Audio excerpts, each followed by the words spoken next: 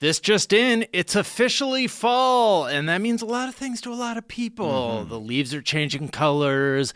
It's time to break out the pumpkins, break out the football. And most importantly, break out the Truly hard seltzer. See, Truly has only 100 calories, but has 5% ABV and only 1 gram of sugars per container. It's the can't-miss drink of the season, so try Truly hard seltzer today. Truly. Drink what you truly want. Hello, Futurelings. This is Ken. And this is John. We're going to take a second here before the show begins to celebrate the holiday winter solstice season. The solstice. The solstice, we call it. It's like the Soviets. The poultice. If you put a poultice on a Soviet because he's turning red, it's a solstice. Just to mention that with the advent of the holiday season in late November 2019. I like how you threw Advent in there. That's nice. Yeah, it's just a lot of subtle Christianity every time I talk. I'm offended by the Starbucks cups that don't have a manger on them. Every day I open a little door in Ken and I get another tiny piece of chocolate. We were so thankful for your support around the Thanksgiving season that we, after months of putting it off, we finally rolled out a series of delightful benefits and rewards for those who have supported the show. We've been so grateful for the Patreon support of our program. It has eased our transition away from our former corporate masters and made us feel like independent operators and futurelings ourselves. And so we wanted to give back in this time of giving and actually have Patreon levels that have different rewards. So give yourself the gift of perks this holiday season. What are some of our perks, Ken? Well, anybody who Perkmaster. donates at any of the Patreon tiers receives probably the main perk, which is a monthly omnibus episode of Addenda that goes reader feedback, pointing out corrections and addictions, possibly. A lot of presentlings have information they'd like to share with us about various topics. Sometimes it's because they live in the town that we discussed. Sometimes it's because they are lopodiatrists. If there's one thing all Omnibus listeners have in common, it's they have information to share. So we wanted to make sure that went in the time capsule. That's right. That's right. We're going to cover all the bases, and so it's a fun listen, a fascinating listen. A new monthly episode available to all our donors at higher donation levels. You get access to a image archive. Show notes and mailbag oddities and whatnot. You're going to be astonished by the difference between our show notes. Mine are in pencil and John's are in ink. That's basically it. That's the main Ken's one. are legible and mine are not. John's have pentagrams on them. Often do. At even higher tiers, you can get an autographed copy of those show notes mailed to you, or even the ability to choose a show topic and rocket your preferred omnibus idea to the top of the queue. Yeah, we're going to try and make that as difficult as possible for you to achieve, but it is a perk.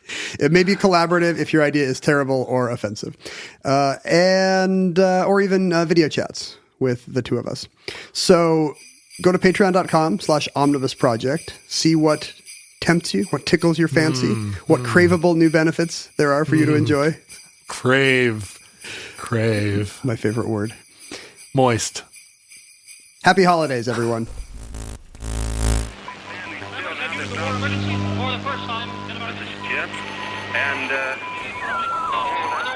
Receiving this message. We are Ken Jennings and John Roderick. We speak to you from our present, which we can only assume is your distant past, the turbulent time that was the early 21st century. Fearing the great cataclysm that will surely befall our civilization, we began this monumental reference of strange and obscure human knowledge. These recordings represent our attempt to compile and preserve wonders and esoterica that would otherwise be lost.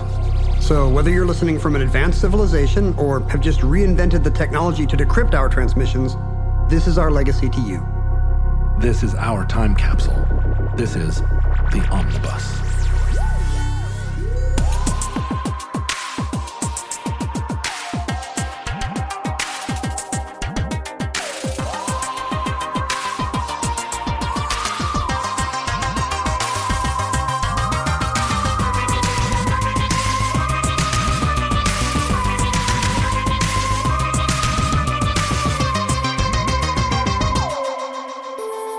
You have accessed entry 737.PR3118, certificate number 46507. Ada Lovelace.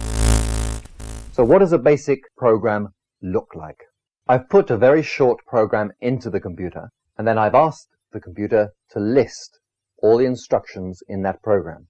The 10, 15, 20, up to the number 40 are what are called line numbers, because each of these is one line in our basic program. And that's the first rule. Every line in our program must have a number.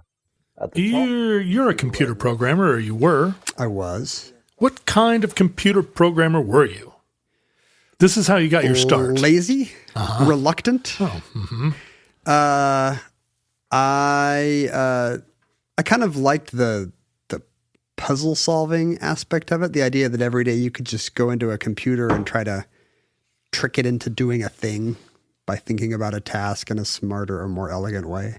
Did you become a computer programmer because it just seemed like a good job for a young guy?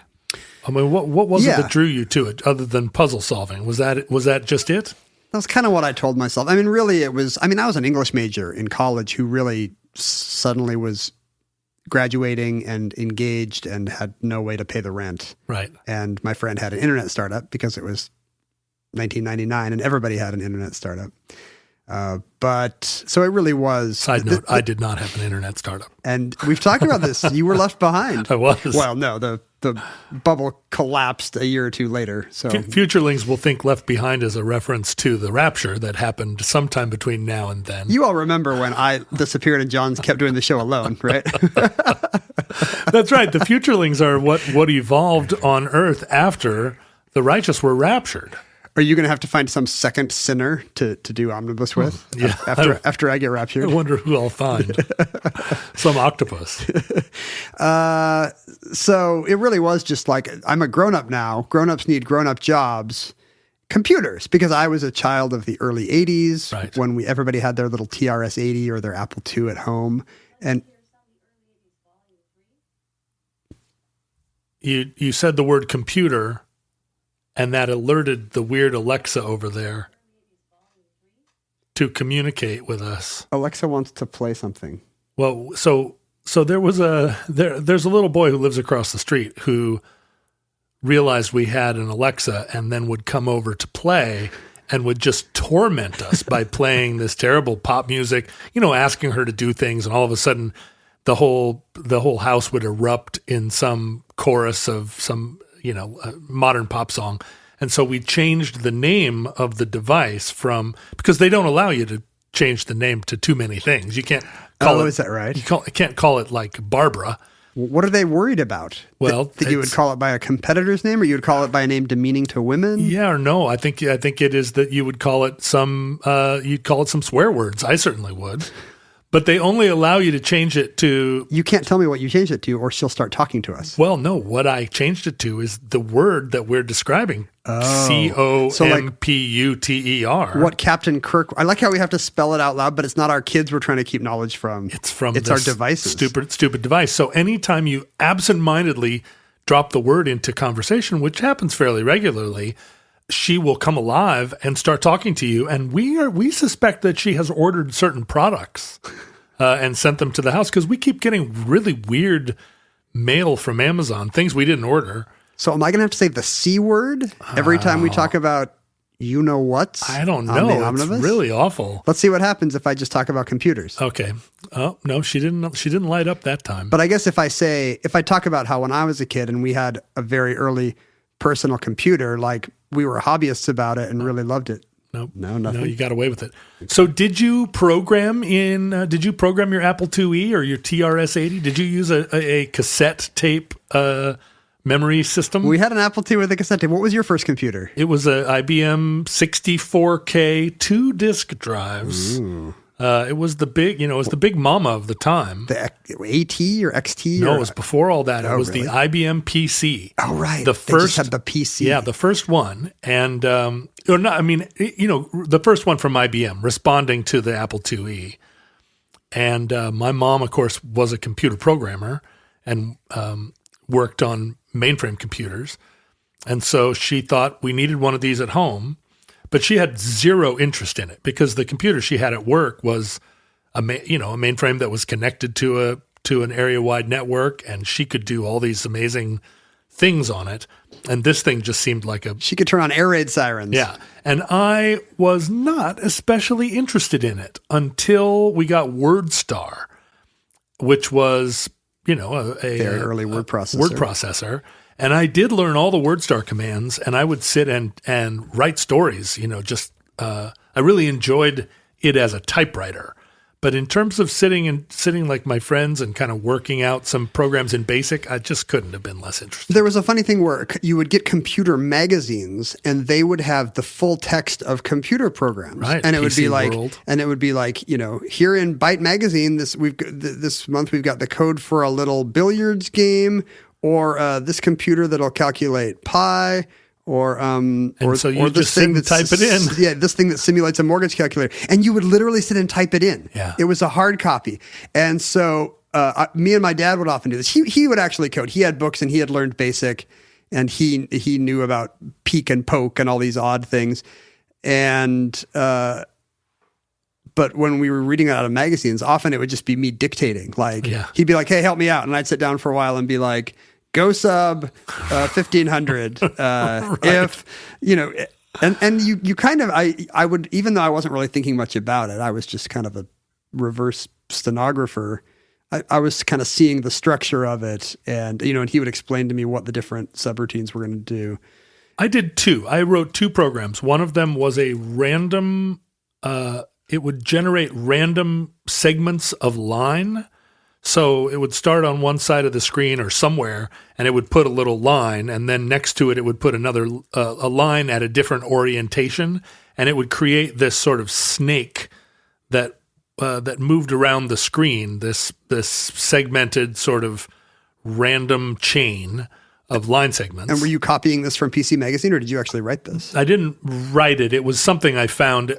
Yeah, some like, hey, check it out. This is crazy. And then I wrote an addenda to it that was a random tone generator. So this little line would go beep beep pop beep beep boop boop beep beep beep beep pop pop boop Look at this. all around the screen, and I would run it and I was very impressed with myself that I'd made this. This is like your secret origin as a musician. You were into electronica. But how many times can you run that before you're like, yeah, great? And I wasn't prepared to go the next step and make the line generator do anything, or the sound generator. A lot of these things about these computers is they didn't really do anything. Right. There were better games in every arcade, so you didn't really hang out at home and play games. The graphics packages were lousy. The sound was lousy. All those narrative games, like Zork or whatever, they were so dumb, or they were so easy to defeat. Oh, not to me. Like, I played those for like weeks. You did? Yeah, and we didn't have the answers. Today you could look up the answers to all the puzzles, but me and all my friends would just bash our heads against these games in high school. I remember my friend calling me, like, back then you had to call someone's landline, right, and saying, "I just got the Babelfish in Hitchhiker's Guide to the Galaxy." And we had been trying for weeks to get the Babelfish. Nice. Yeah. But I'm talking about like Oregon Trail or whatever. Oh, right. But did it occur to you, or in the process of learning computer programming?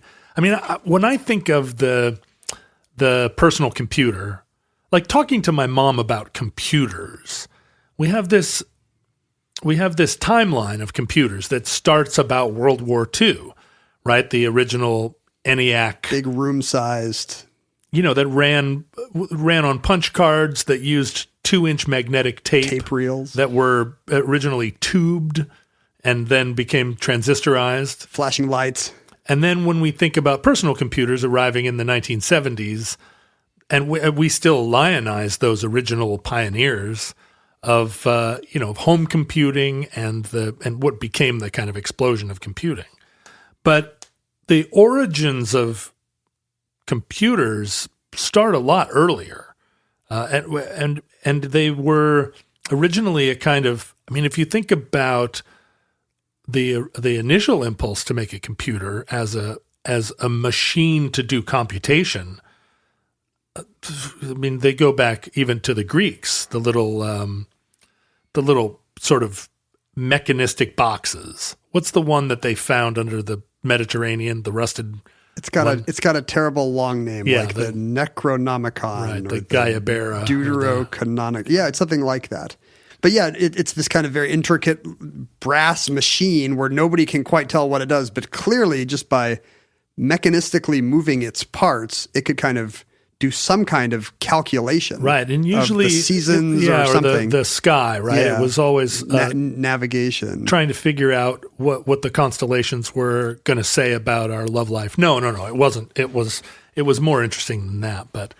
But not to me. I'm a Scorpio. Are you? Yeah, Are you a Scorpio? No, I'm just kidding. I was gonna say, you don't seem like a Scorpio. I'm a Gemini. Yeah, that's more. And I'm like a pretty classic. That's more like it. Gemini. It's called the Antikythera mechanism. Antikythera, right? And I'm sure there were plenty of futurelings who have reconstructed an Antikythera, and they realized it was truly a genius device, right? Maybe it was a doomsday device. I'm not going to 3D print one just in case. I don't know what I don't want to tempt fate.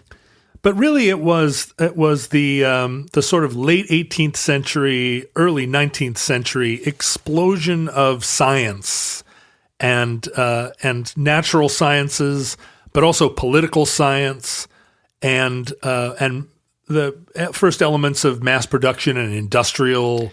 Yeah, you need a certain level of sophistication of just the kind of clockwork you can make to even dream that a machine could do anything interesting. Yeah, that's right. If you can't machine the parts. To make a thing that has tolerances that enable you to have gears upon gears upon gears, you have to already have a certain amount of high technology. But at this point in time, right, the very, very early 19th century, there was a tremendous what we call the Enlightenment, or the later Enlightenment, where science was, and we've talked about it many times on the Omnibus, science was still sort of the province of the aristocratic class. People with free time. Yeah, it was a diversion, but also this was an era where education had proliferated to the degree that you could have polymathic aristocrats that had an understanding of higher math, that had an understanding of the natural world. Obviously, this is pre-Darwin. Because we had just surpassed the Greeks and Romans. So Right. back then, if you just read what survived of the Greeks and Romans, you were pretty much, even though it was 2,000 years old, you were still up to speed on architecture and botany and everything. Right, but here we were now at the threshold of a new world, and developing steam engine, developing manufacturing, but also developing theories of government, theories of mass production, economic theories, and a lot of philosophy. And what went along with that was a lot of curiosity about the mechanistic nature of nature, how math seemed to be able to describe natural processes. The movement of the spheres. That's right. Even, Copernicus and Kepler and Newton talking about how you could use very simple math to explain how objects are going to move or not. And the clockwork universe gave us a glimpse of God. Yeah, you see the hand of God, and I guess that's why deism catches on there, because it's not heretical. It continues the thread of Christianity, but it tempers it with this new idea that there's a God set it in motion. Yeah, there's a very simple set of scientific rules here, so you got to have both. Right. God creates the rules create the universe. But This God all makes isn't, sense. he's not meddling necessarily. No, because that doesn't make sense. We've seen that he doesn't. Like it's not an invisible hand keeping the moon circling the earth anymore. The sun is no longer a chariot. An equation is the chariot. He he doesn't appear in bushes as much as he once did. Which in generally is good. Yeah. You don't want to see an old bearded man in a bush if you're going for a walk. Agreed. Nothing good ever happens. Especially not one who is burning so brightly as to set the bush on fire. Yeah, really. When I go for a walk, I do not want to see any bearded men on fire. But this era was before a time when the metaphysical, which also was, as you suggest, like having a kind of like a resurgence that was based in an incomplete knowledge of science, but also a connectivity between what seemed poetical, what seemed the metaphorical, and what could be described as demonstrable, repeatable science. A lot of the scientific method hadn't been developed quite yet, and there was a lot of anecdote, a lot of sense that that what you perceived was actual. It was, sort of Descartesian, Kantian period when we had not yet developed an idea that subjectivity was perhaps not dependable, right? That your personal experience of a thing did not necessarily denote a truth. Yeah, we weren't to modernism and postmodernism yet. Right. Today we think about like these kind of romantic impulses as very much at odds with the scientific rational mind. And that's probably just an effect of the way people specialize today, or maybe the fact that many people are not good at both. But back then, I guess they both had a common origin. Like it was all coming out of nature, right? You would look at nature, and nature could make you write a poem about the swelling deep, or nature could make you write a theory or an equation about why the plants are shaped the way they are, or why the water moves the way it does. Yeah, but it's the same thing. It's the same awe at its base. The Romantic era didn't make these distinctions, and I think there are plenty of people these days who would argue that the hard separation between the sciences and the more romantic pursuits is in itself an affectation of our time. But at the dawn of this scientific era, the romantic aspect of it was not just that the worlds hadn't deviated yet, but they were all the province of this aristocratic class that had the leisure both to write poems and also learn math and science. Yeah, I bet today obsession is the enemy of this. These people who are writing facial recognition algorithms or whatever, like if you ask them what they think about the societal impact of that, that's not what they're interested in. Right. They are just laser-like focused on making it work a little bit better, or they're just obsessed with the algorithm itself. And in the early 19th century, that would have been it was unknown or unknowable. Of course, if you were writing a facial recognition software, it would be hopefully in the service of an advance of human culture. That's the number one thing you're thinking about is what dream you are bringing forth. Right. And how are we making an unprecedented world of, in a lot of cases, economic opportunity, democracy, social opportunity. These were notions that were very popular. And again, this is coming from a white moneyed class that sees it as their obligation, and also this is a pursuit of people that just a few decades earlier would have been obsessed with matters of the court, right? That would have been just sort of dancing and fritting away their hours, not even designing gardens yet. But now we're going to push the species forward. Right. Yeah. And so enters in this very incestuous, and we'll get to that in a minute, even literally incestuous, but very incestuous community of aristocratic Brits, basically. Britons, who constituted the baronetcy and the elegant class, the peerage. That's right, the peerage. They're aristocrats. And one of the most famous, and arguably the most famous romantic of his era, was Lord Byron, who was famous and still famous to this day as a poet, but also personally a kind of blackguard, a dangerous, the Jim Morrison of his time. Yeah, I think today, you may know him from such works as She Walks in Beauty Like the Night. He's just a boring name on a page, like a Keats or a Wordsworth. But I feel like I've read that he was, at the time, he was essentially the first kind of celebrity. Yeah. The first kind of romantic idol where even if you'd never met him, people far and wide would know about his name and chat about his exploits in the way we do today about the thousands of celebrities we gossip about. But there was no celebrity culture then. No, and he had elements of he decamped to fight in the Greek War of Independence. He was a rakish figure, but also wrote this sort of turgid poetry, but also he was a celebrity in that he had multiple sex scandals and was known to be dangerous and bad. I mean, he was the first person maybe that the word bad was used as a compliment or as a sideways compliment. He invented the anti-hero. He did. I mean, it's weird. I mean, we're the ones living in the weird time where we know about the sex lives of thousands of people we will never meet. Mm-hmm. He might have been the first person ever to have more than 50 people know about his sex life. Well, and the first person to be scandalously bisexual.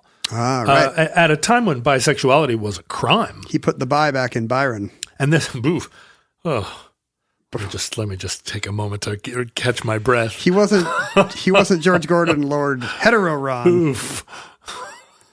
Are you bi-pun phobic? I'm gonna just have to get back in my chair. No, he is a queer icon. That's true. Yeah, and an Oscar Wilde figure before Oscar Wilde, right? And after which Oscar Wilde, I think, modeled aspects of himself, right? Byron was the... I'll be the Victorian bad boy. That's right. I'll just be so over the top, nobody can call me on it. Hey there, it's Jonathan Strickland from Tech Stuff. Be sure to tune in to a very special episode of Tech Stuff that was recorded inside a Mazda CX-30 at the LA Auto Show, where I discuss all the ins and outs of human-centric design. While you're listening, be sure to check out the first ever CX-30 at mazdausa.com/iHeart, or better yet, to see the entire Mazda vehicle lineup, visit your local area Mazda dealer today. Byron was an aristocrat, and he married his wife Anne, who universally known as Lady Byron throughout her life. She was a scientist, and she was a scientist? Well, what's curious about this era is that it was surprisingly open to aristocratic women. I guess if everybody's an amateur, then that's right. Women with free time to read and chat is perfect. And this was at a time when educating women became sort of a fashion among aristocrats.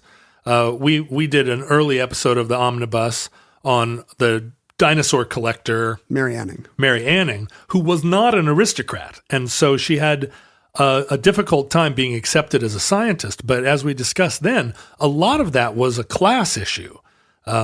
She was never accepted in the hallowed halls, but partly it was that unless you were an aristocrat, no one would consider your work. It's sort of beneath their dignity. I guess it was probably a status symbol. I mean, this was not an egalitarian time. Wives were still thought of as kind of the property and accoutrement of their husband.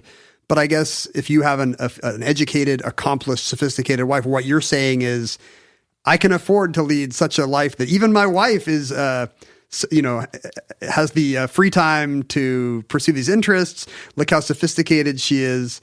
This reflects glory on the husband, I guess. Well, surprisingly, a lot of that, I mean, of course, that inequality is written into the law, but socially, it really wasn't a matter so much of, we have a tendency in the late 20th century, earlier 21st century to imagine that everything before the dawn of the women's rights movement in the mid-60s was sort of uniformly Neanderthal. Back to the dawn of time, women were treated the same way the whole time. But in actual fact... It's a 5,000-year sausage fest. And you're saying that's not true. In actual fact, there was a lot of egalitarianism. And because many of these women, at least in this culture, were also titled women of their own, right? They had money. Well, maybe they couldn't inherit, but they could. They inherited titles and money, right? There were many duchesses, and that ended up being the holder of the title. It wasn't strictly that only the male heir inherited the title.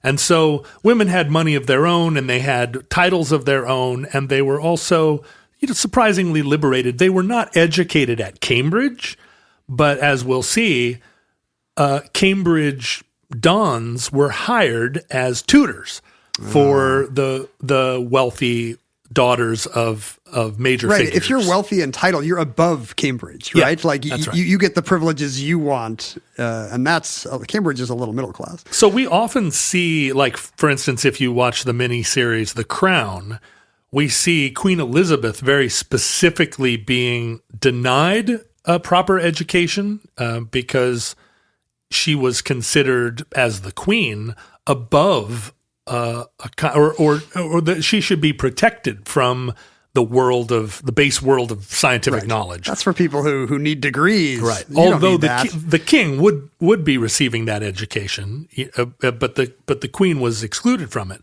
But that was in large measure because of the expectation of her role as queen. But many of her peers would have had, and particularly in the beginning of the 19th century, would have had access to an education.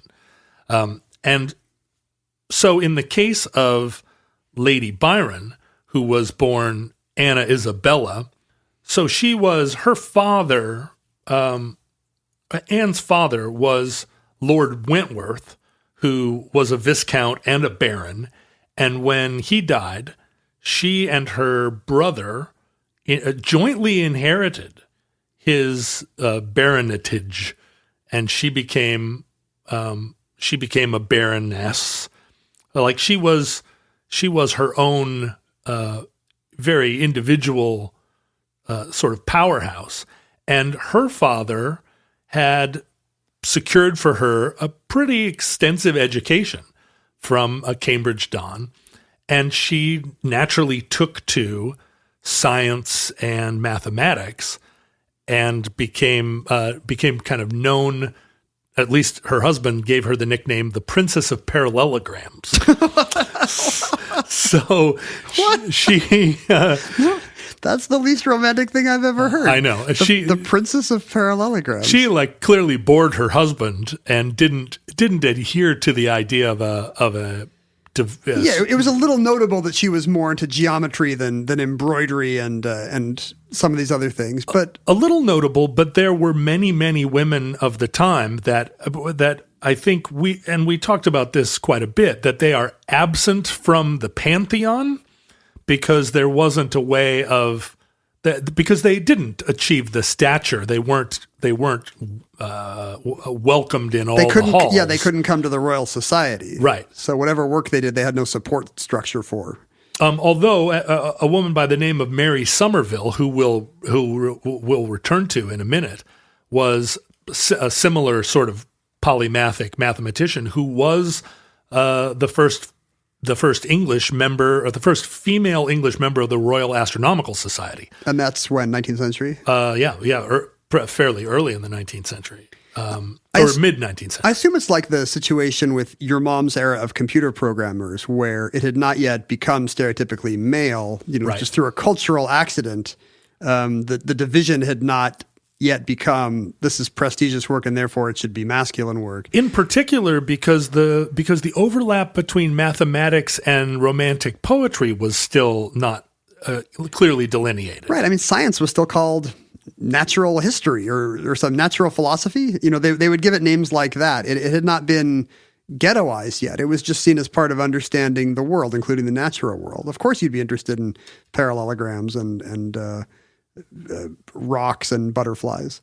Yeah, and in the case of Anne, she kind of she resisted being sidelined within her own family and her culture by becoming a very strict, prim, religious woman who brooked no monkey business on the part of she solidified herself, I think, and created an edifice around her that enabled her to be mathematical and educated and precise. Because she's not just a parallelogram. She's a real square. Yeah. You're just really putting me on the floor today. Yeah, I found an angle. Yeah, I didn't used to acknowledge all of that kind of talk from you. But it was probably better. But today I'm allowing it, and I don't know what's happened to me. Maybe I didn't have that extra cup of coffee. You used to hate the kind of, come on. Oh, no. I wouldn't do it. I wouldn't give you the satisfaction. You know what it was? I wouldn't give the futurelings the satisfaction. That's true. And they. You need more contempt for your audience, I think. It's the secret of success. It's mystique. But perhaps predictably, Annabella, I guess, was her full name. Short for Anne Isabella. Anne Isabella, yeah. Portmanteau. She fell in love with Lord Byron, who even then was well known within their circles as he's a scoundrel, a rakish scoundrel. It's Princess Leia and Han Solo. And she fell in love with him partly because she believed that she had a duty to reform him.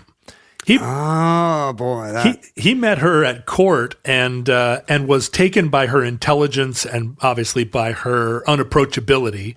Proposed to her, she rejected him, and they continued a correspondence. And by all accounts, in spite of her religiosity and her prim manner and desire to reform him, she actually fell in love with him and was really taken by him and swept off her feet by probably by his prodigious intelligence. And also, I mean, who can resist a bad boy? That's right. And particularly like a swarthy and swaggering bad boy. I'm looking at pictures of him. He's very handsome. He has like kind of a matinee idol's mustache in some of these. He's extremely handsome. And she is also, a beauty of her time. And they marry, but the marriage is sort of fractured from the beginning. And partly Byron's fame and his romantic energy was interthreaded with, or rather, I guess you could just say threaded because the inter is implied. You can't thread just one thing. It wouldn't be a thread.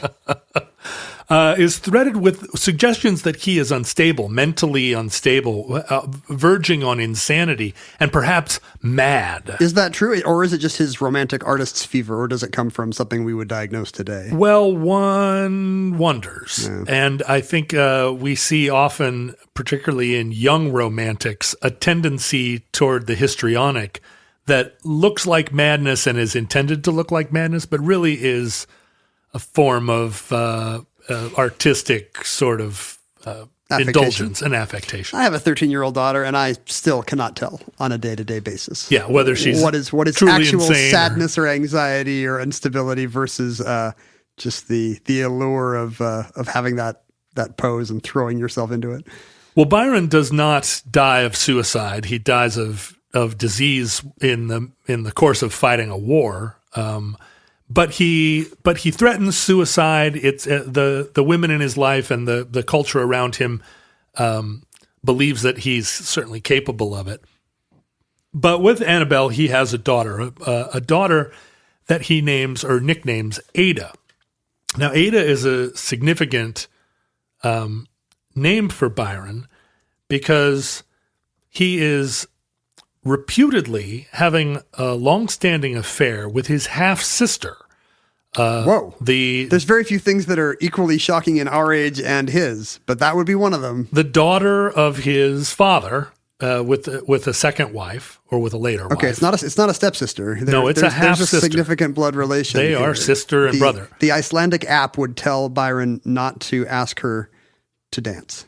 And they don't know each other. They weren't raised together. They didn't meet until they were both in adulthood, and they met, again, within the context of courtly dance, and began a letter-writing relationship that progressed into a love relationship, and one that I think Byron credited as the significant one of his life. She was married, but they were carrying on a love affair. Now, this was an era when incest, by which I mean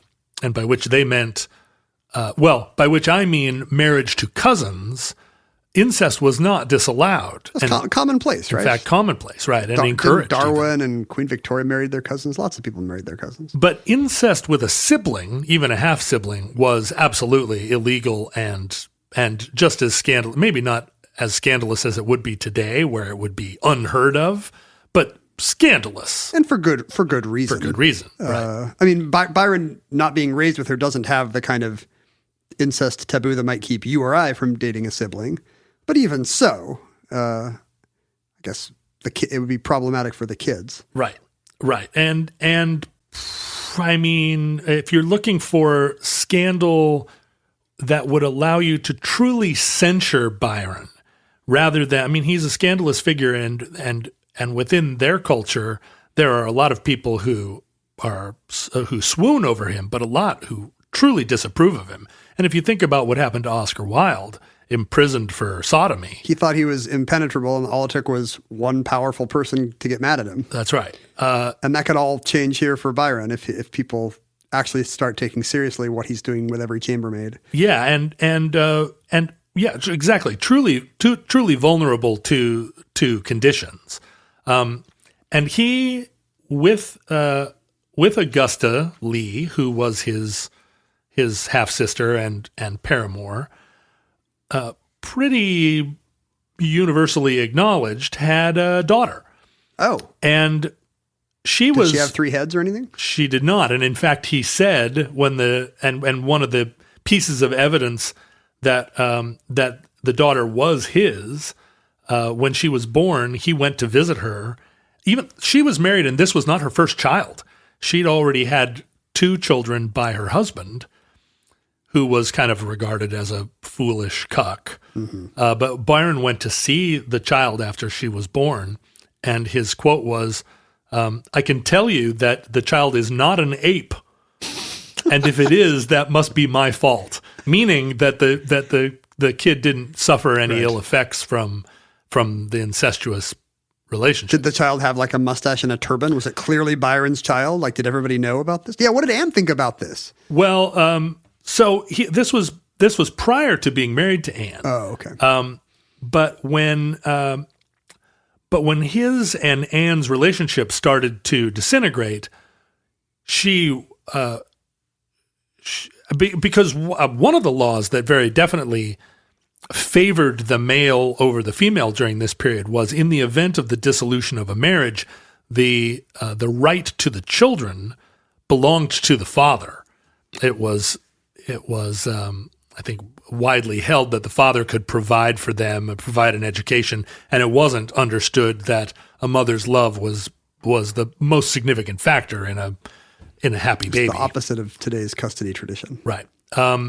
But Anne, in the course of the dissolution of their marriage, which happened almost immediately, right? They were only really together for a year, and it was a tempestuous year. Their daughter Ada was born. Byron named her Ada after Augusta, his half sister. Is Ada short for Augusta or something? It is. Oh, okay. It's not really. I mean, there's no D. Where are you getting the D from, Lord Byron? Well, some wordsmith you are. Yeah. Well, I mean, her name was, I guess Ada was her middle name. Oh, so she was actually Augusta Ada Lovelace. Augusta Ada. So she went by Ada. But that is, I think I'm scandalized by the idea that. Can you imagine naming your legitimate child after your half sister with whom you have an illegitimate child? Yeah, I mean, switch the names, for crying out loud. It's only polite. Well, Byron abandoned his family, his young daughter, and his wife Anne, within days of Anne's birth, days of Ada's birth, and eventually, under threat from Anne of being exposed, because Anne was filling the sort of gossip space with the suggestion that Byron was an incester. What's the word? That he was an incestuizer. That's true. There's no noun. I can't think of shame. one. Incestexual. Incestexual. He was an insect. So that suggestion, and I think, and Byron's instability and his maybe hanky-clutching tendency to resort to the idea that he was too crazy rather than to pick up his responsibilities. Hey, it's me. I'm Byron. I can run out on my 3-day-old child. He left and did not contest the what is the term? Not the ownership of the child. The custody? The custody. Thank you. That's the word. And so he just disappeared and Anne raised the child? He disappeared and decamped to Greece. Anne raised the child. Greece was the big cause at the time. In the early 20th century, you would have gone to fight in the Spanish Civil War. But this is what good romantics did. They tried to free Greece from the Turks. Yeah, that's right. The Greeks were fighting for independence from the Turks, and it was, it still had the kind of tinge of a crusade, right? The Greeks being Christian and the Turks being Muslim. It was a place that you could go as a young English Christian and kind of fight a noble. We don't have that battle anymore. Oh no! We have those 4 or 5 guys that joined the Taliban. Yeah. But we don't have people going, I guess you could just go to the mall and join the Marines. Well, that's the thing. We do have it in the sense that all of our military misadventures are still fighting the Muslims. Right. But I'm saying Lord Byron did not join the king's troops. He went overseas to have some exotic soldier of fortune experience. Yeah, he joined. It would be the equivalent of going to join the Iraqi army, although no, it wouldn't be. It would be the equivalent of going to join the Greek army? Who are the Christians fighting the Muslims that aren't us? When was the last time we even had something like that? All those kind of quasi-racist guys going to Rhodesia in the 80s? Is that the last time we had that? Oh, no. You know what it would be? It would be like if you went to join the IDF. If you went to join the Israeli Defense Forces, you would be kind of joining a non-Muslim regional army to fight. But they're not really fighting. I'm not just looking for the anti-Muslim angle, right? Although that is part of it. This is just, does Byron even care about Allah? No. He just wants to be in the cool war that all the young people are fighting someplace cool. I guess today you just go and join Greenpeace, or no? They go to San Francisco and fight for rent control. That's an afternoon. You can have brunch, do the women's march, and have dinner. That's not the same as going to Greece. No, I don't think that the moneyed classes put themselves in harm's way the way they did. I mean, the notable example being the younger of the two sires of Lady Di did join the Royal Marines or whatever, freaked people out, and went and fought flew a helicopter in the wars there. But it isn't the same. You didn't have to prove yourself, or you don't have to prove yourself now as an aristocrat by going to war. Maybe video games fixed this. It's all Ada Lovelace's fault. Today, if you just play Call of Duty all night and you don't have that little urge when you're in your 20s and angry to go to a foreign clime and shoot people. Yeah, maybe not. Well, so Ada was raised by her mother very definitely. She was given a mathematical and scientific education and raised in a very strict environment in order to keep her from succumbing to her Byronic tendencies. Oh, her mom's afraid that she's got because back then they had this very kind of romantic view of genetics. I hope she doesn't have her father's evil eye or whatever. And that was very much true. So she's trying to use the parallelograms to stave off her daughter's dark side, which must be somewhere in her. And Lady Byron was no loving mother. She mostly sort of offshored the responsibilities of raising the child to her own mother, and at one point, would write letters encouraging her to be kept under tight wraps and be given a scientific education. At one point in a letter, even referring to her daughter as it. Like I had to sit with it for a while, and that's the last time I want to deal with it for a long time. Please ask your child their pronouns. Don't just assume it's an it. I don't believe it is anyone's first choice. I'm not the best dad, but I have never made that mistake. Is this just because she's rich, by the way, that she's outsourcing the upbringing, or is she really? Maybe it's part of her anger at Byron? Well, in fact, Lady Byron maintained even in her then lifelong separation, because Byron never returned. He died at the age of 36 from disease. He never saw sick. Ada again. Maybe people learn from Byron's example, and that's why nobody's fighting foreign wars. Yeah, but Lady Byron never abandoned being called Lady Byron and sort of held a torch for Byron for the rest of her life. He dies, and suddenly there's an upside to having been briefly married to this, brief comet.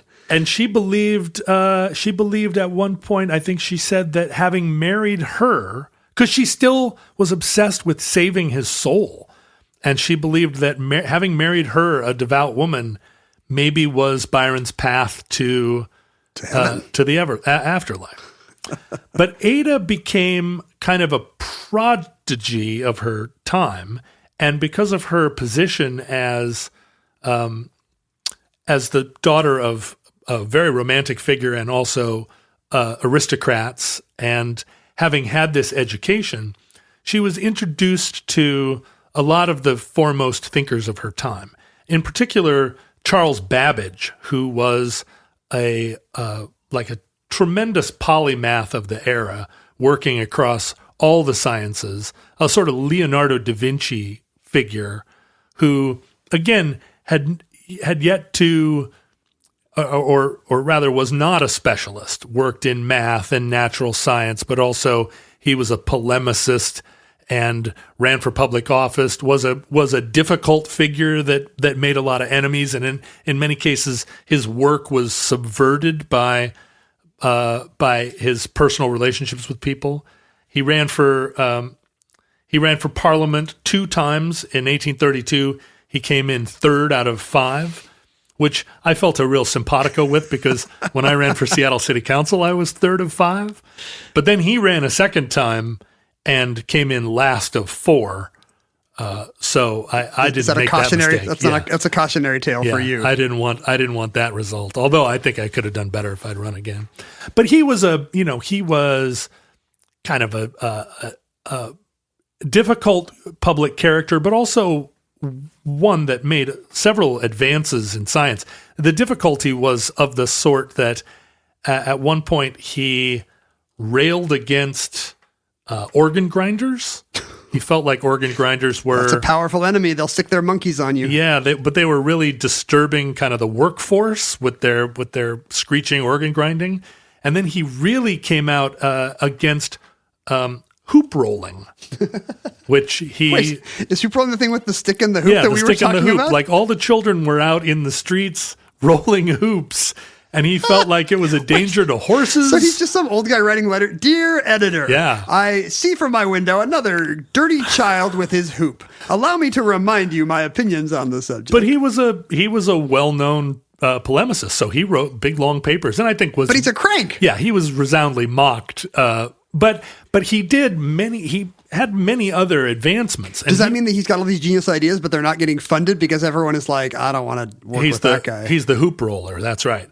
He was extremely influential on, as figures as prominent as John Stuart Mill and Karl Marx, because he had a lot of theories of production. Oh, yeah, everybody's a philosopher back then. That's right. And this was the dawn of the people were just formulating the ideas of specialization within the workplace. So he was one of the first people to suggest that if you had skilled workers within a factory context and unskilled workers, you should divide the labor so that the skilled workers could focus exclusively on work that was worth their higher salary. And this was a novel notion. Hard to imagine. Yeah. You come from an agrarian background where everybody does everything until it gets dark. Right. It's different. And he went to observe factories and saw that there were these, super great craftspeople who were also sort of chopping wood to stoke the fire to work their machines.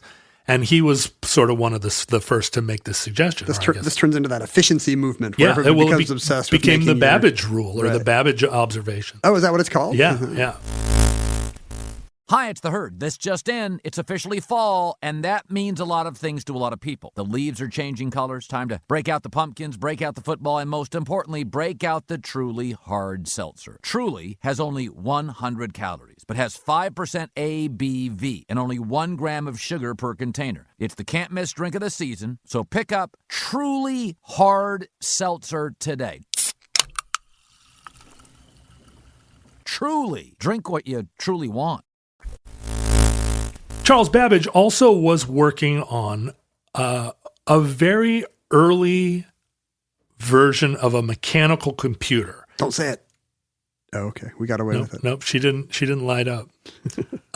He designed something called... By the way, I'm very used to talking about computers and some woman does not light up. This happens to me all the time. I will give you a laugh for that. He designed and set about to build a device called the difference engine, which was essentially an early computer in the sense that he identified the fact that mathematical computations could be broken down just as the difficulty in the supply chain of a business or the workflow of an industrialized process.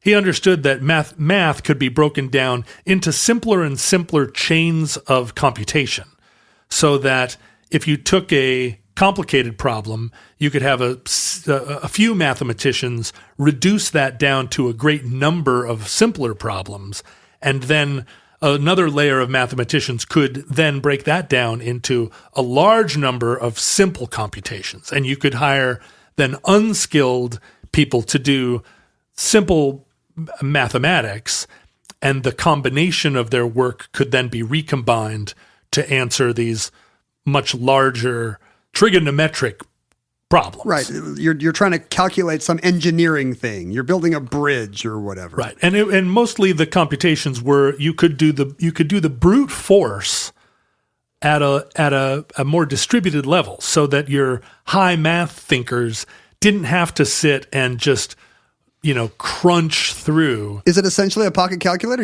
or is he using it the same way we would do that? Like this thing will do arithmetic for me. This was the idea. Okay.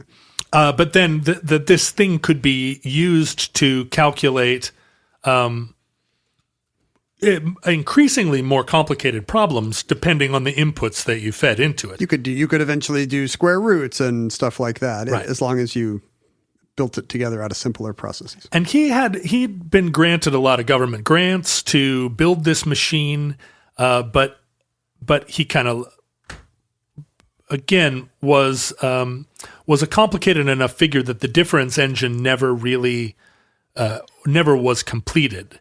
And he started to work on a more advanced version of it called his analytical engine, which he was building he was designing, but it was maybe above it was an extremely complicated machine and not one that he could just throw together. It would have been very expensive to build. It would have required industrial tolerances of a minute nature. On paper, he can get it to work, but what he's not sure is if you can get gears to actually do the thing that he has outlined. And he thought he could. He just couldn't afford to build it and didn't have the support of although he was a renowned scientist, his crankitudiness kind of kept him out of fashion in the arenas where people were pouring money into new developments. That's what you get. You got to be nice to organ grinders on the way up, or they're just going to kick you on the way down. Right. Well, Ada Lovelace, who by this point had married, And presumably Mr. Lovelace. She did. She married the Baron Lovelace. Oh, he's some titled guy. I guess he was. Is Linda Lovelace their descendant? Deep Throat. She's not. Although they had 3 children, and those 3 children. It's a fascinating. Basically, if you research any person that is connected to any one of these characters, you will find eventually a sordid tale of incest, dissolution, madness, and death by disease. I just want depravity. It's really in my science stories. If we think about the Victorian era as one that's very prim and proper and devoid of sex, we are misjudging at least what the upper classes were up to. If they had just stuck to their parallelograms, everything would have been fine. But Ada was a sort of a fan of Babbage and a correspondent of his, and ended up being very involved in the work he was doing, and understood more than Babbage or any of his contemporaries, that this machine was capable of more than number crunching. She started to understand that a machine of this kind could work in the fields of music and of exploring natural laws. She saw that you could vary the inputs to such a degree that it would do computations of all manner. He didn't realize what a flexible thing he'd created. He didn't, and none of his contemporaries did.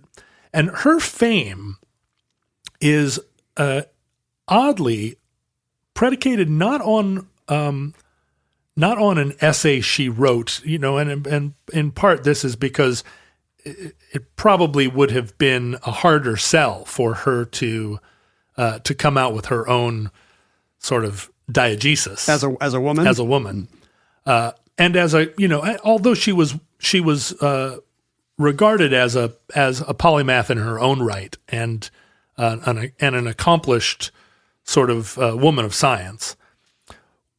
She most famously translated a fairly short paper, written by an Italian by the name of Luigi Menabrea, who within Italy had been a kind of famous engineer of the military, someone who was part of this European class of people who would have been exposed to the work of Babbage and had thoughts and feelings about it, who would write sort of accompanying papers, either denouncing it or supporting it, encouraging it within this cultural class. But English is not yet a universal lingua franca of the academic world, so nobody in England knows about this stuff until somebody who knows Italian translates. And Menabrea went on to an illustrious career. He actually became a prime minister of Italy. Oh. But he wrote this paper, and it was given to Ada to translate, or she rather pursued the goal of translating it. And she was an educated woman and could speak Italian and various other languages. And so in translating his supportive essay, she added her own notes, and in the process her notes are quite a bit longer than his essay. So it is kind of a way to get her thoughts out there, right, in a more legitimate way. Her notes became famous in their own right for describing the process by which you would utilize this machine, Babbage's machine. You're teaching it a series of steps. She was writing the algorithms to exploit the possibility of this machine above and beyond what any of the other thinkers of her time had even considered. And in that regard, her fame at the time was kind of assured, but she became then, in later years, in the 20th century. Not until the late 20th century. As we started to look back in time to put together a story of mechanical computation and how computers evolved and where our ideas of their capabilities Basically, started. it's how the world changed, right? Now that we're suddenly in this digital era. And she is, I think, now widely regarded as one of the first computer programmers, if not the first. And predictably, there are a lot of people who want to contest that she invented this, and they'll. It's a slippery slope. She's advancing ideas a little bit, and then somebody, she never actually programmed a computer, right? Did she ever work on Babbage's? His analytical engine was never finished. His right? analytical engine was never finished, and his difference engine was never finished in his lifetime. Now, in the 2000s, some of our computer scientists, millionaire, billionaire types, in conjunction with the government of the UK, actually completed a difference engine, and they did it using technologies that would have been available in the 19th century, okay. and the machine did work. So they confirmed Babbage is vindicated. Babbage was vindicated. If he'd just been a little nicer to his neighborhood kids. And of course, it was a slow machine. It would compute an equation in 3 minutes time that a mathematician could probably work his way through, or her way through, in about a minute and a half, right? But work right now is ongoing in building the analytical engine, which is so difficult to build that it's been, it's underway now, and it's suggested it'll be finally constructed in 2021. It's like the nerd equivalent of Civil War reenacting, if that's not already nerdy enough. Right. Well, that's right, computer reenacting, and presumably they will run some of, they'll run some algorithms through it that Ada Lovelace pioneered. I have an Ada story. Oh. When I started studying computer science here at the University of Washington, I taught in many, when I taught an introductory CS class later, I taught it in Pascal, which is a good language to learn on because it's so formally structured that, students see their errors very easily. It's easy for the compiler to tell you exactly what you did wrong. Some of the things you want as an experienced programmer are not what you want in an educational language. But at University of Washington, we were all the early classes were taught in the same language, which had been developed by the Defense Department. They wanted a variant of Pascal that was their own. And of course, it was designed by committee because it was the Pentagon and it had to do hundreds of different things. So it turned into this very bloated boondoggle of a thing that nobody could even write a compiler for. But because it was the Pentagon's own way of doing things, it caught on. And it was based on Pascal. So it was not a bad first language for somebody to learn.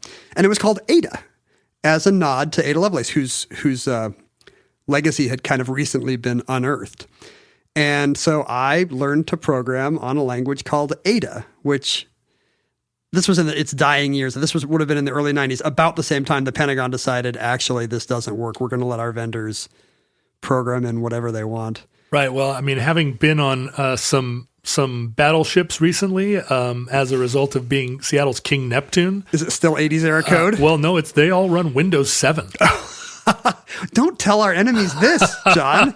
And the password is probably password. If you go up to the bridge of a warship now, the high tech screens that are running all the navigation and all the weapon systems, they have that Windows 7 hold screen. I've definitely been somewhere like a Jumbotron or a Times Square type thing where something crashed and you could see Windows XP rebooting, and I was thinking, really? Windows XP? So anyway, the Pentagon quickly abandoned NATO, but for Ada, but for 5 to 10 years, that was kind of their standard. And what's worse is, all of our NATO allies were using our tech, right, which meant that we made all the NATO countries program in Ada, this awful language.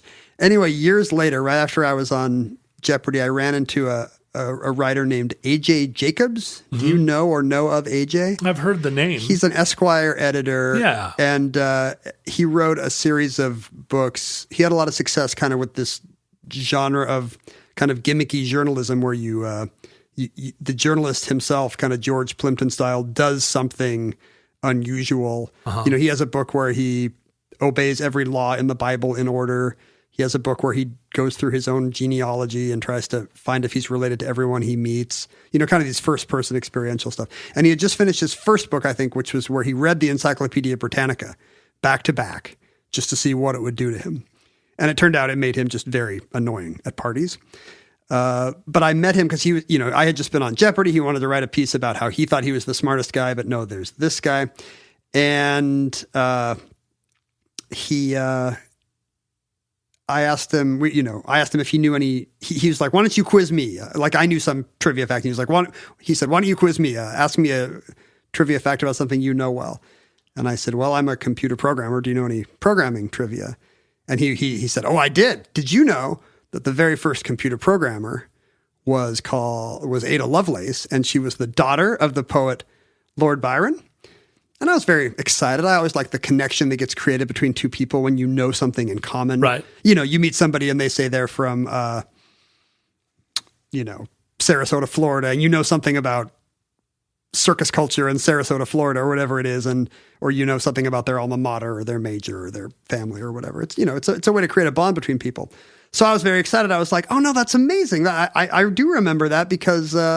Like when I was learning how to code, the very first language I used was called Ada, and it was named for Ada Lovelace. And I thought we had a little bonding moment, but AJ was just crestfallen. Because he wanted to blow your mind he felt like this had been a peeing contest and I didn't know, and he had just been one-upped. He was like, "Oh, I actually didn't know that. You win."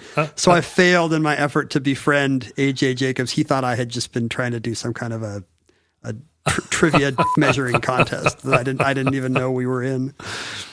Well, Ada, Ada's paper was kind of destabilized Babbage a little bit. He was threatened by her kind of wide-ranging understanding of his work. I mean, he felt like he'd been one-upped, like AJ Jacobs? Or he tried to, at one point, append his signature to her notes. Boo. As though it were co-authored. Boo. But he took that back. I mean, they ended friends. And she I think also crucially denied that the analytical machine could ever develop its own intelligence.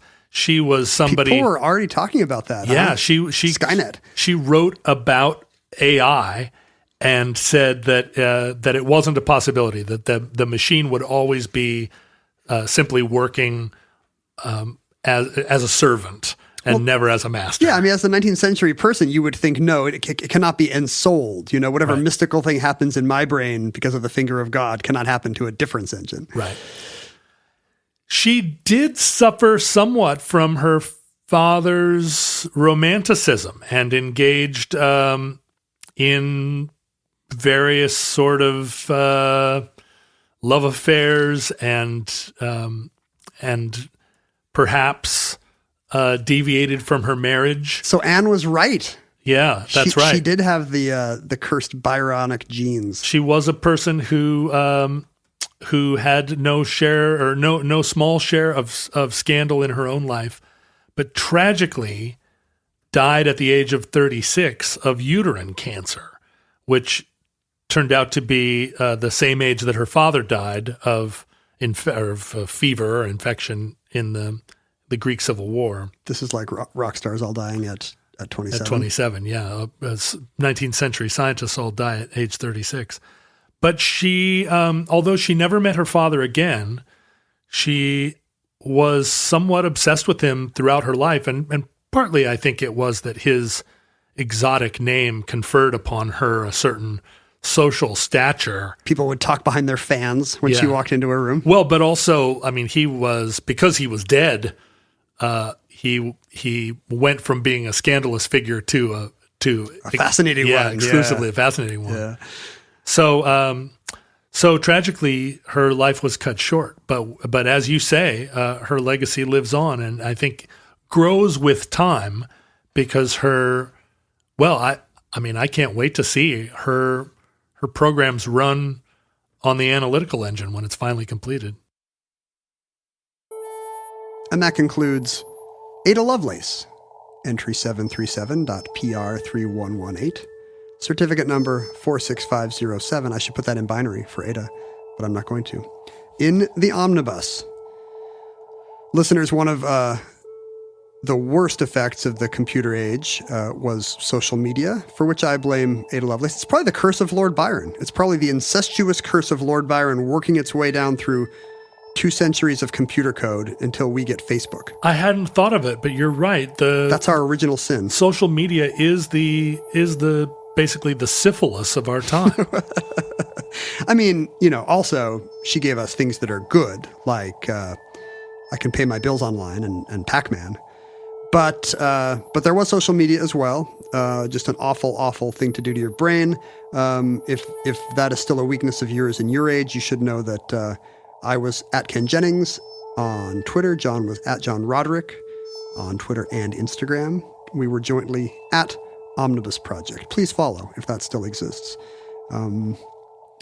There was a Facebook group, while we're dwelling on the atrocities of social media, called the Futurelings. Although our Futurelings group is not one of the atrocities. It's 100% atrocity free. It is the Florence Nightingale of the Civil War of Facebook. It's just people posting pictures of Quonset huts and moose. Yes. Well, and other things too. Mail trucks and raccoons. There's been a real mail truck decline and a real Quonset hut boom lately. I support it. But I feel like photomat huts are the thing that I log on for. You think that's the future of the... Inshallah. You could also send us digital communication, which was called electronic mail. You would do that by typing the address theomnibusproject@gmail.com into your address line, and that would reach us through a magical process I do not fully understand, even though I'm a CS major. I do understand how the U.S. mail works. I've seen the trucks. If you have physical artifacts to share with us, like the 50-year-old harmonica that John has in front of him. Do you want to play us something, John? Yeah. Let's see what we get out of here. Is this the first time it's been played in decades? Nice. I'm a terrible harmonicist. Please send us weird old stuff. This so that really John smells like old potpourri or like an old man's waistcoat. Send us weird smelling stuff. John needs entertainment in his boxcar where he lives. You can send all that to the Omnibus Project, P.O. Box 55744, Shoreline, Washington, 98155. I was just reading our friend John Hodgman's new book. Oh, yeah. And he was talking about how he wants people to send him, give him drugs, and no one ever gives him drugs. Oh, yeah. Well, he has for a long time been sort of doing that. I'm a middle-aged guy, but I'm not going gently into this good night. I want edibles. Yeah, so figure it out. I will do the pot. And, if you've ever been around him when he's had a couple of gin martinis and a little bit of the pot. Oh, yeah. He also complains about people buying him gin because they don't know the right brand. Yeah, no. You need to get it. You need to get it straight. We are not picky like Mr. Hodgman. Right. We don't want gin and edibles, but we do want your harmonicas. I did not mention Reddit. There's a Reddit-like Futurelings subreddit. Oh, and if you want to show your support for the Omnibus, really in the only language that matters to us in the 21st century, capitalism, you can do so by accessing the many perks and privileges that donors and patrons get by pledging at patreon.com/Omnibus Project. Futurelings, do not buy John Hodgman Tanqueray. He will drink Bombay Sapphire, but I believe he prefers. God, what was the gin that he's always ordering? I feel like is Beefeater his second choice? His backup? No, it's he wants. Oh, it's not Gordon's. No, it's what is it? This is the real information that matters for the future. Even if all other information does not survive. Nope. Is it Plymouth? No. Oh. Let me I'll just text him right now. We'll see if he gets back to me. By the time you're done with the outro? Yeah, we'll see. I mean, what is your gin brand again? And I'm not outing him. This is no. This happens all the time. This is stuff he just put in his book about how he's angry. Well, the thing is, that fans will not give him the correct gift. I sit with him at the bar, and he always orders it. And about half the time, the bartender says, "We don't have that," and then he goes to his his second choice. It's anyway, he's not replying right away. So ultimately it doesn't matter. But don't get him that other stuff. This is not information that will be lost to the ages. From our vantage point in your distant past, we have no idea how long our civilization survived, or whether or not the Omnibus Project itself maybe was the engine that began the era of destruction. How would that happen? What mechanism are you envisioning here?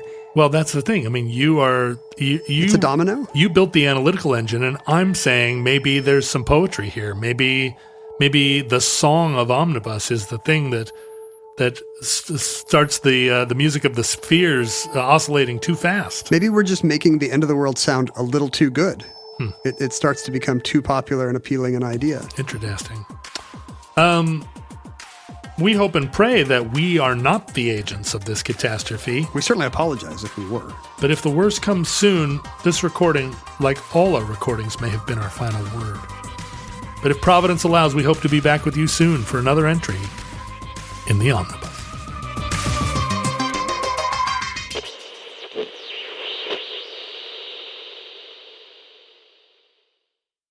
Why do you travel? To recover from heartbreak? To trace your DNA? Escape the internet? On our podcast, A Way to Go, we've been exploring all the reasons we travel. I'm Geraldine Gerba. I'm Pavia Rosati. And together we're the founders of travel website Fathom. And we've already heard so many great stories. Such as an actress in rural Kenya explaining the ins and outs of safe sex. A graffiti artist tagging the islands of Southeast Asia. A producer arranging high-fashion photo shoots in the desert. Listen to A Way to Go on the iHeartRadio app, on Apple Podcasts, or wherever you get your podcasts.